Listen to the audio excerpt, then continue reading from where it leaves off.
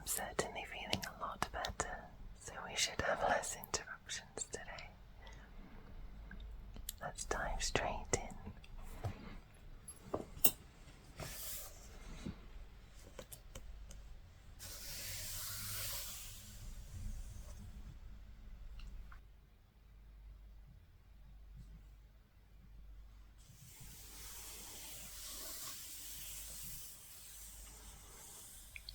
We're starting today with Tao. This one looks so magnificent. I'm loving all of the crystals here, the crystal rocks, breaking off in a rainbow of colours. And this mall here with its bright light. I am quite partial to malls myself.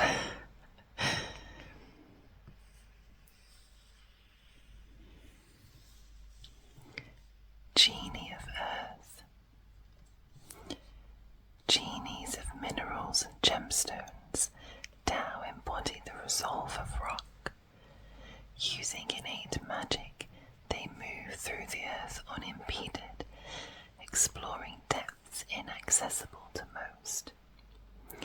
Tao delight in the treasures of the earth, whether raw gemstones, jewelry crafted from pure metals, or wondrous fossils. In exchange for such treasures, Tao might reveal underground mysteries such as paths through the Underdark, buried ruins, or whole subterranean realms. Many Tao call the elemental plane of Earth home. There they create cities that glitter with treasure. Among these realms is the labyrinthine expanse called the Great Dismal Delve, or the sevenfold mazework, which protects the City of Jewels, the Iron Crucible, and the Strait of Magnets. Sounds like my kind of race here. I like my gemstones and crystals. On the elemental plane of Earth, galaxies of gemstones twinkle over vaults of treasure. If Tao are there, so is wealth worth hunting. Gundren Rockseeker, dwarf treasure hunter.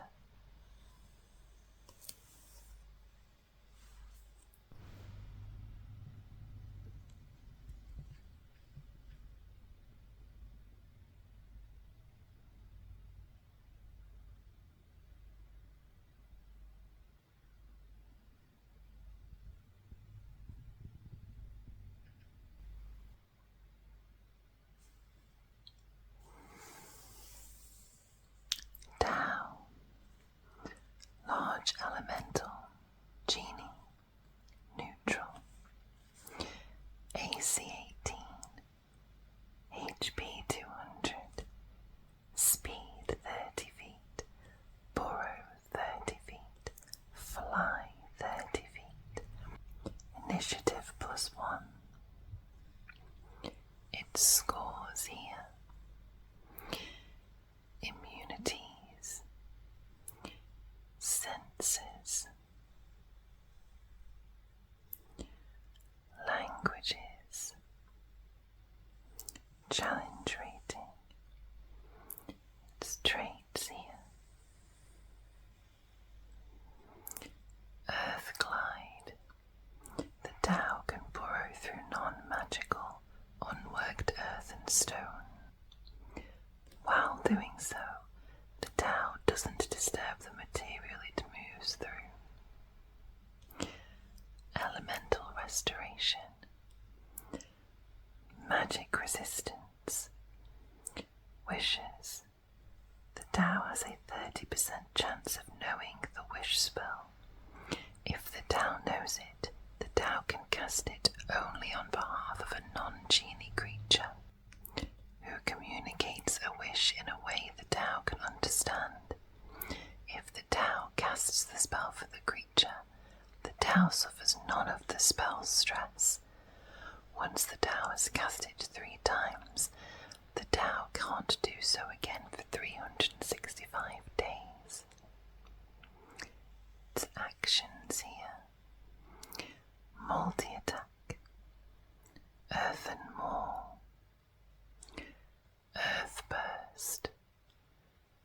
Spellcasting. The Tao casts one of the following spells requiring no material components and using charisma as the spellcasting ability. Spell save DC 16. At will. Detect evil and good. Detect magic. Stone shape. Once per day each. Gaseous form. Invisibility. Move earth. Pass wall. Plane shift. Tongs. Wall of stone.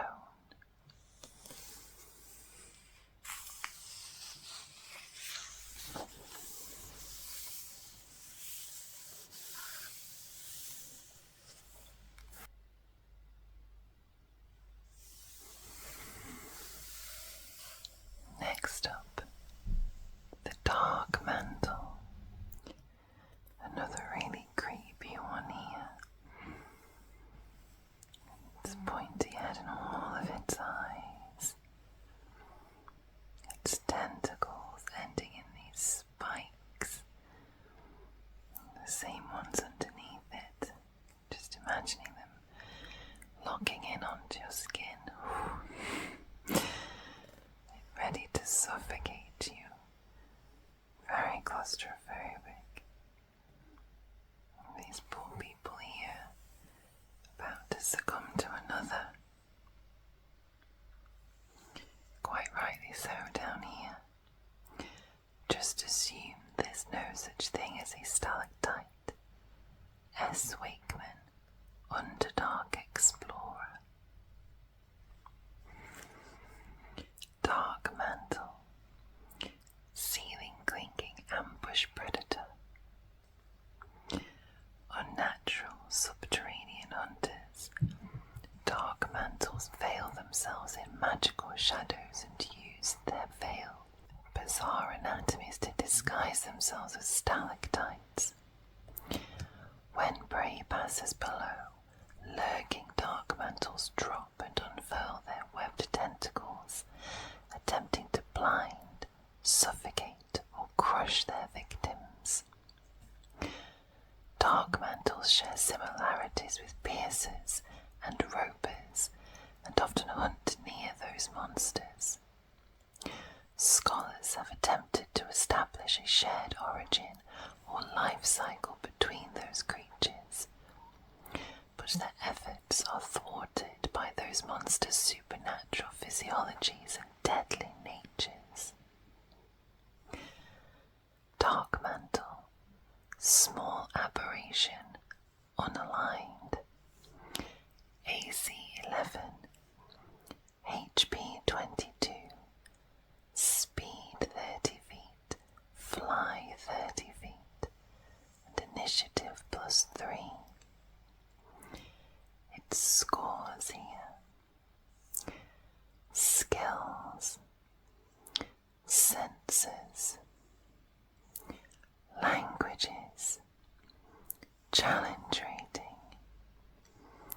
Its actions here, not many.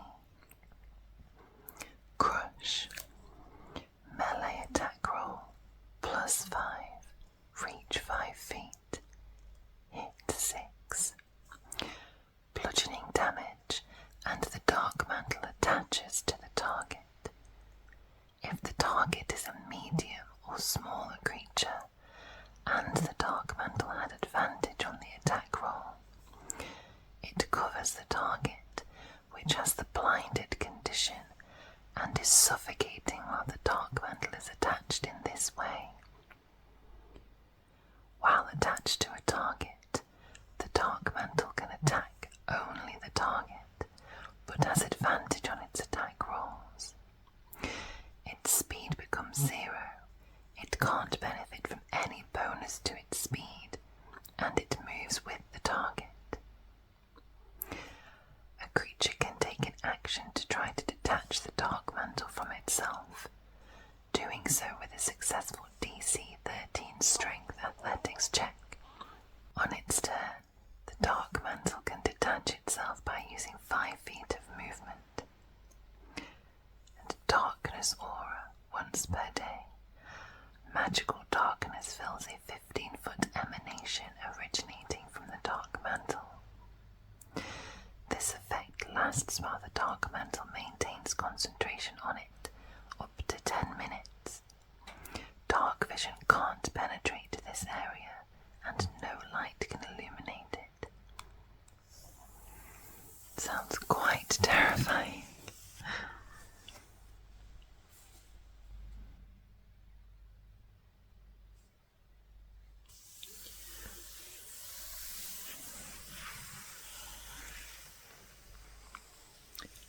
Death Dog up next. Does look quite deranged. These wide, bloodshot eyes, the saliva dripping from its teeth. So thin, bony. You can see its ears chewed off. Malnutrition, definitely. Looks quite ravenous. Two-headed spreader of disease. Do you know, despite that, I think I'd probably still try and take it home and domesticate it. Death dogs are plagues on the arid lands they inhabit. These vicious, two-headed canines ambush creatures they perceive as weaker than themselves, favouring the wounded or infirm. They attack recklessly, infecting as many creatures as possible with their diseased jaws. If driven off, death dogs linger close to their victims, letting infection weaken their prey before they attack again. Legends tie death dogs to malicious death gods, the underworld. Legends tie death dogs to malicious death gods, the underworld, and cursed rulers. These stories are based on the malady death dogs spread.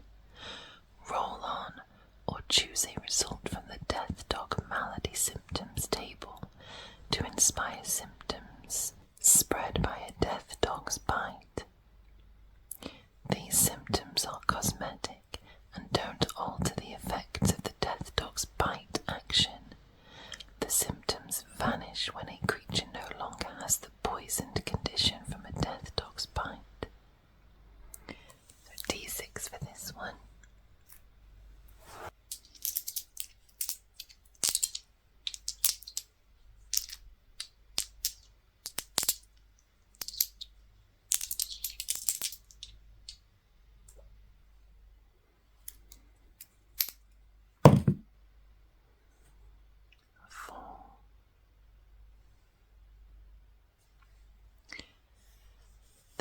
Dog's malady causes the victim's flesh to rot like a corpse. Sounds juicy.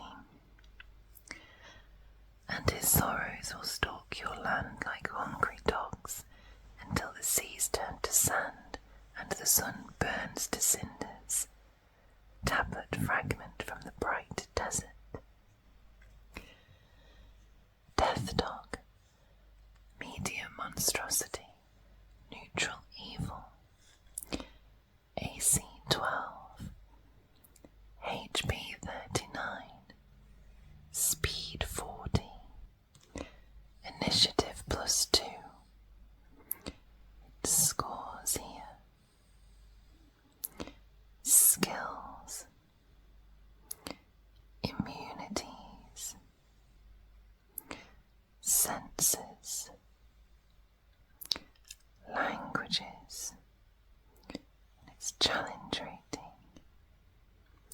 actions, multi-attack, bite, melee attack roll +4, reach 5 feet, hit 4 piercing damage. If the target is a creature, it is subjected to the following effect: Constitution saving throw DC 12. First condition. While poisoned, the target's hit point maximum doesn't return to normal when finishing a long rest, and it repeats the save every 24 hours that elapse, ending the effect on itself on a success. Subsequent failures, the poisoned target's hit point maximum decreases by 5. As long as it doesn't bite you, I'm sure it would make a wonderful companion still.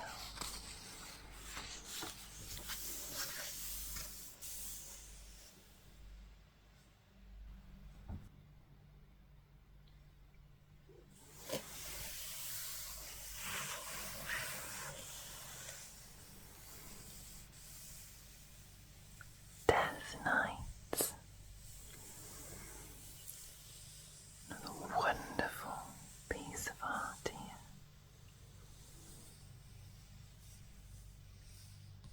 Death Knight on its horse.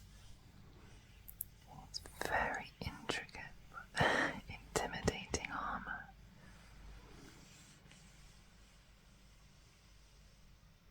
And its dread blade here.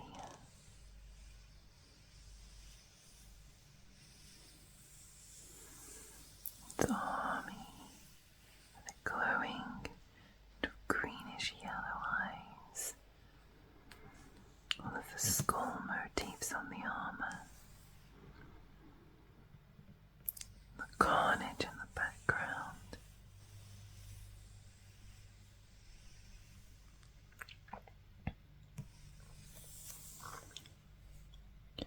Death Knights, haunted commanders of unliving legions. I've been reading the Dragonlance series. I'm only on the 3rd book, so if you have read them, no spoilers. And we've just met a Death Knight. Just in case you haven't read the books and you don't know any of the lore behind Dragonlance, I won't spoil anything myself, but yes, he's quite intimidating. Champions of evil, Death Knights are armor-clad skeletal warlords, combining devastating martial prowess and blasphemous magic. These undying tyrants lead unholy legions against the living, or brood in cursed citadels.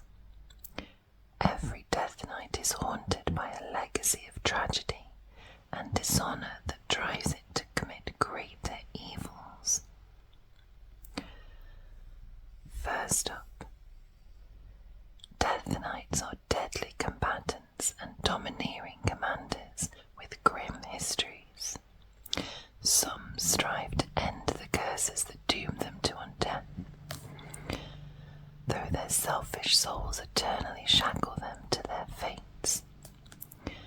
Others, like the infamous Death Knight Lord Soth, brood in dismal ruins for centuries, rousing themselves to action only when something reignites their deathless evil. It's that Death Knight that we've met in the Dragonlance books. Death Knight, medium or small undead, chaotic evil. AC 20, HP 199, speed 30 feet, initiative plus 12. It scores here. Immunities, senses, languages, challenge rating, its traits here. Legendary resistance, 3 per day.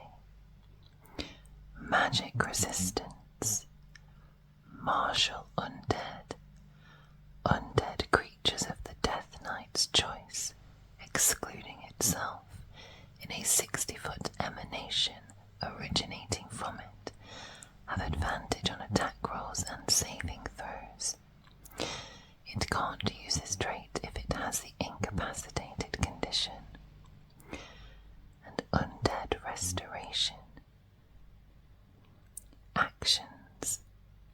multi-attack.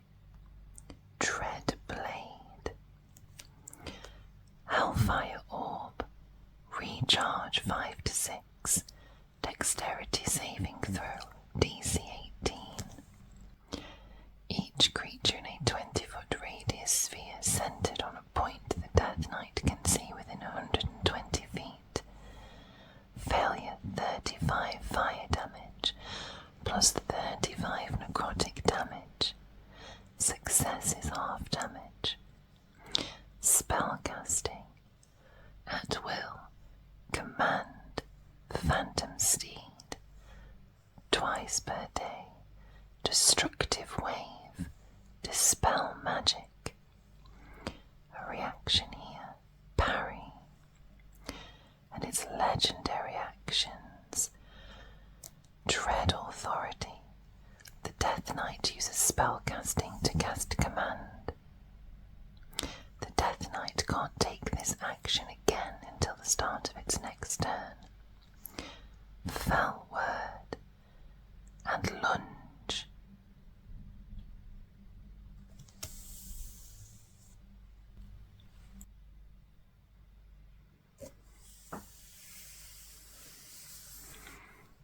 The Death Knight Aspirant. When the leader of a villainous order rises as a Death Knight, their wicked devotees might join them in their cursed existence as a Death Knight aspirant. These followers bear a measure of their leader's power and serve as they did in life, obediently following the Death Knight's decrees and heralding its terrible will. Medium or small undead, chaotic evil. AC 20. HP 107. Speed 30 feet. Initiative +4. Its scores here. Immunities. Senses. Languages. Challenge rating. Traits here. Magic resistance. Martial undead. Actions. Multi-attack. Dread Blade. Hellfire Orb. Spellcasting. At will. Phantom Steed. Once per day. Destructive Wave. Dispel Magic. And the reaction Parry.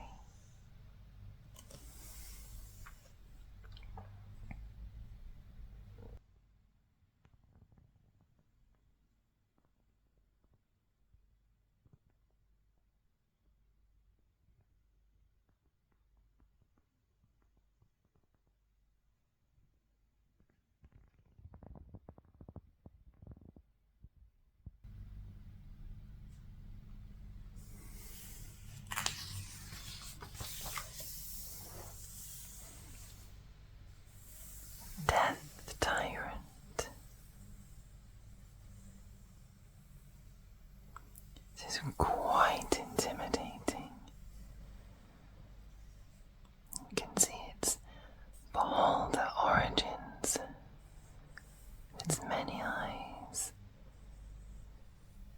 This one seems far more intimidating.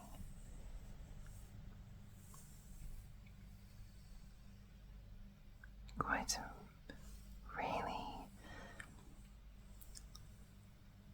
dark image.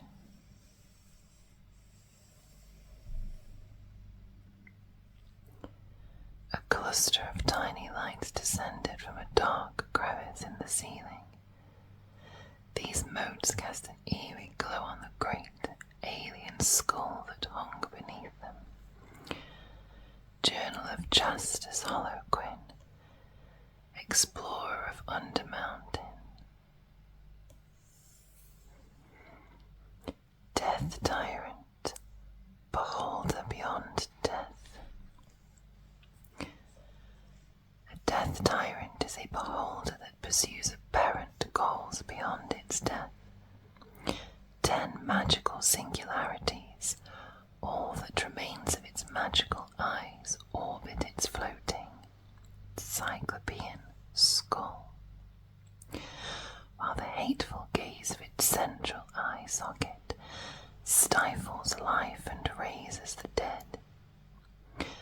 Beholders typically transform into death tyrants over years when their dreams fixate on death, morbid apotheoses, or journeys to realms inhospitable to life. Some death tyrants rise from the corpses of slain beholders, or result from exposure to strange magic or underdark radiation. Sometimes beholders purposely pursue this undead state, just as depraved magic users pursue lichdom, although it is rare, as most beholders already believe themselves to be perfect beings. No matter how death tyrants come into being, bizarre impulses drive their deathless existences. Their motivations tend to be extreme or beyond the reason of living creatures.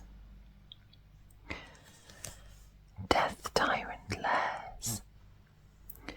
Death tyrants often lurk deep in the underdark, in the tunnel mazes they occupied in life, or in the lairs of enemy beholders they conquered. These lairs are devoid of life, as death tyrants change their servants into undead horrors. The region containing a death tyrant's lair is warped by its presence, creating the following effects. Negative energy suffusion. Whenever a creature within 1 mile of the lair regains hit points from a spell, it subtracts 1d10 from the number of hit points regained. Scopophobia. Creatures within 1 mile of the lair feel as if they're being watched. Any creature, excluding the death tyrant and its allies, that finishes a short rest while within 1 mile of the lair must succeed on a DC 15 wisdom saving throw or gain no benefit from the rest. If the death tyrant dies or move its lair elsewhere, these effects end immediately.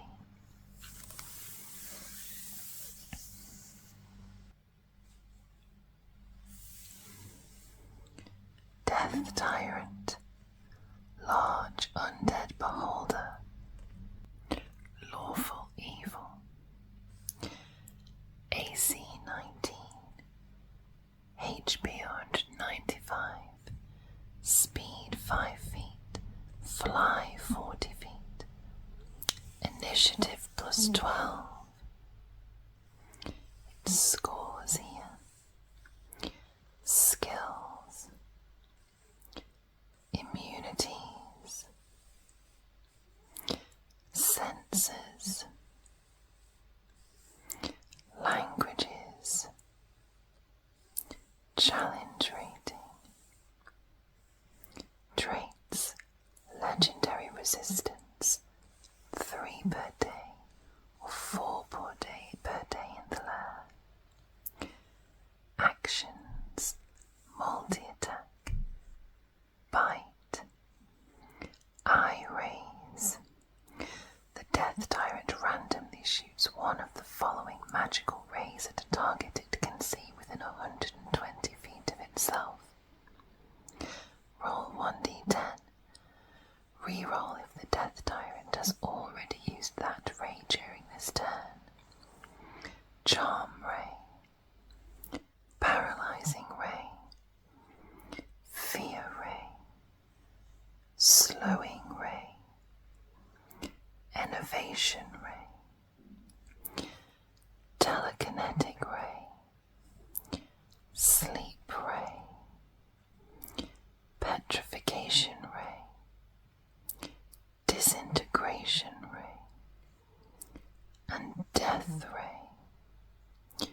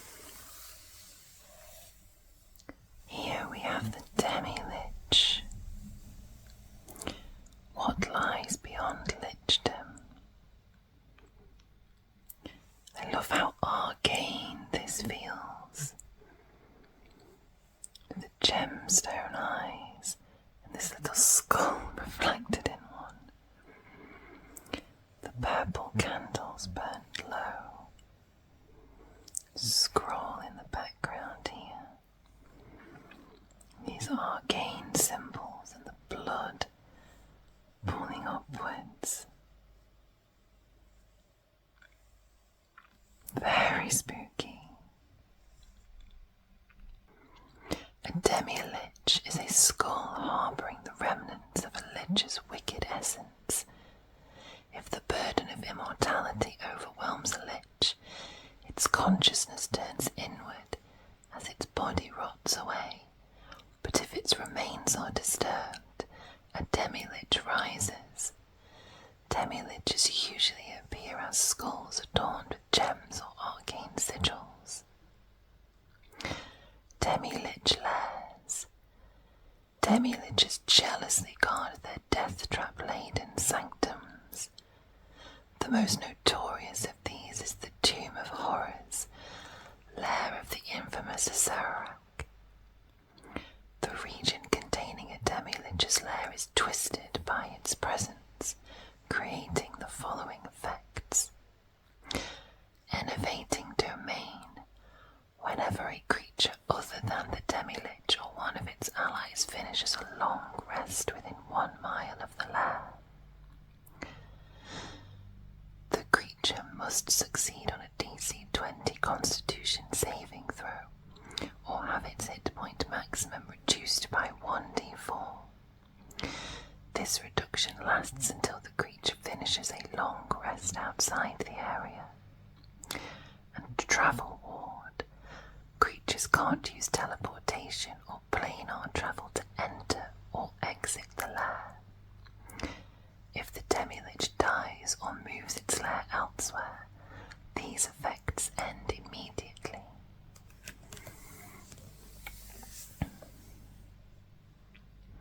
Demilich, tiny undead, neutral evil. There is just something about using the word tiny to describe something that immediately makes it feel cute. AC 20, HP 180, speed 5 feet, fly 30 feet, initiative plus 17. Its scores here. Resistances, immunities, and a lot of them. Senses, languages, challenge rating 18. Traits, legendary resistance, 3 per day or 4 per day in lair. Undead restoration. Its actions, multi-attack, necrotic burst, howl, recharge 5 to 6, constitution saving throw DC 19. Each creature in a 30-foot emanation originating from the demilich. Failure 70 psychic damage. Failure or success. The target has the frightened condition until the start of the demilich's next turn. And legendary actions. Energy drain. Grave dust flight. The demilich flies up to its fly speed, shedding grave dust. Each creature within 5 feet of the demilich, as it moves, is targeted once by the following effect. Constitution saving throw, DC 19. Failure. The target has the blinded condition until the end of the demilich's next turn. Failure or success. The demilich can't take this action again until the start of its next turn. And necrosis.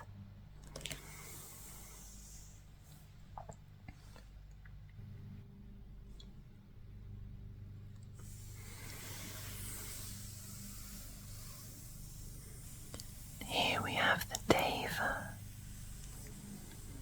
Absolutely gorgeous. I love the blue sky and clouds in the background. Really adds to that heavenly feel.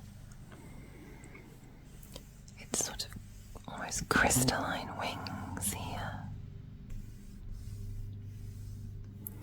And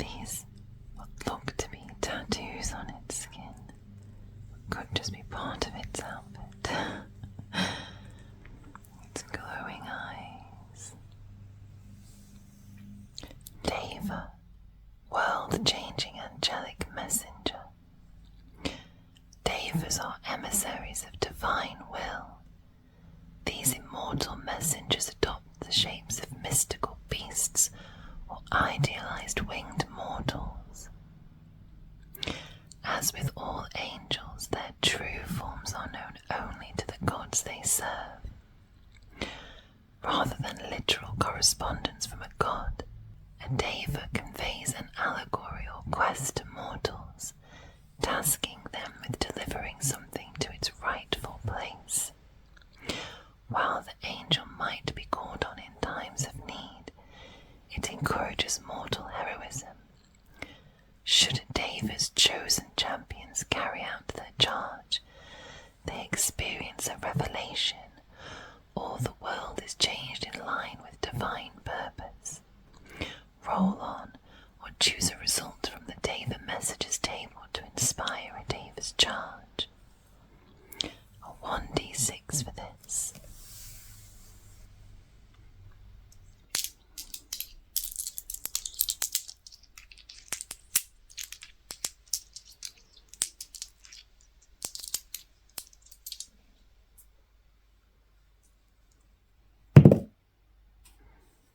Oh, it's 6 this time.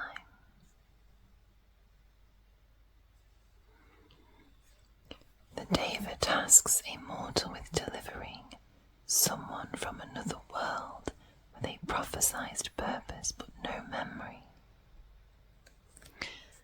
Deva, medium celestial, angel, lawful good, AC 17, HP 229, speed 30 feet, fly 90 feet, initiative +4. Its scores here. Skills, resistances, immunities, senses, languages, and its challenge rating. Traits: exalted restoration, magic resistance, actions, multi-attack, holy mace, spellcasting, at will, detect evil and good, shape change, beast or humanoid form only. No temporary hit points gained from the spell, and no concentration or temporary hit points required to maintain the spell. Once per day, commune and raise dead, and a bonus action, divine aid, twice per day. The deva casts cure wounds, lesser restoration, or remove curse, using the same spellcasting ability as spellcasting. Thank you so much for joining me today. Really appreciate you taking the time to watch. I apologise if there is a lot of background noise today. It's a glorious sunny Saturday, so of course everybody's out and I can't blame them. I am currently working on a different space to record in, so hopefully in a few videos time we'll be able to film there and it might be a lot quieter for you. Thank you again and enjoy your day.